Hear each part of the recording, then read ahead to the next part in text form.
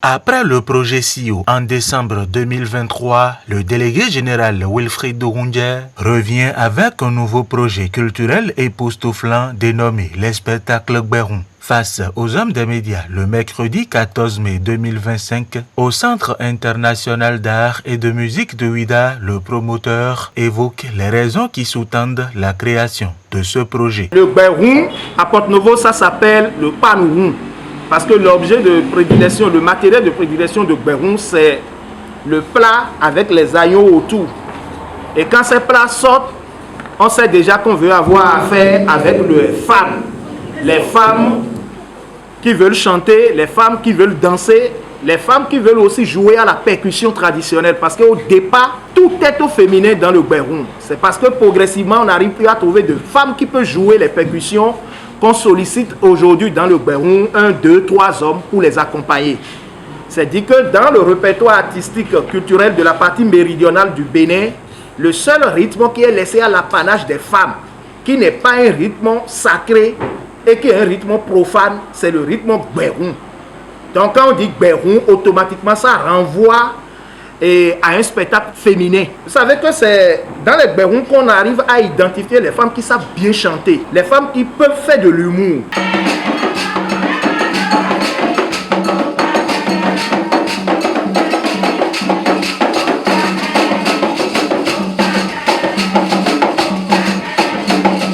La conservation et la valorisation de ce riche patrimoine immatériel est désormais le cheval de bataille du délégué général Wilfried Dougoundier, qui convie les uns et les autres à Ouidah du 22 au 23 août 2025 pour la tenue de la première édition des spectacles Gbéroum. Il y a une vingtaine de groupes de Gbéroum qui se sont inscrits pour participer à cette première édition de ce projet.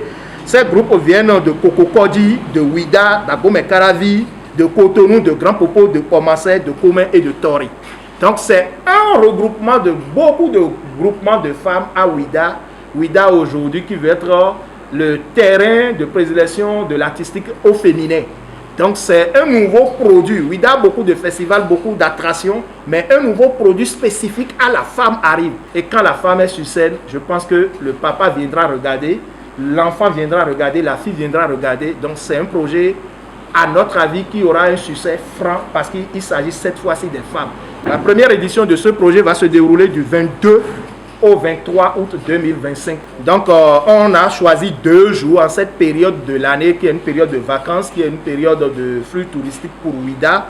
Et pendant ces 2 jours, nous allons mettre les femmes en lumière parce que notre objectif, ce n'est pas d'organiser une première édition et de fermer la baraque. C'est de faire de manière à ce que le Gbéroum soit un rendez-vous annuel pour Ouidah où les femmes de tout le Bénin, de l'Afrique de l'Ouest se retrouvent à Ouidah.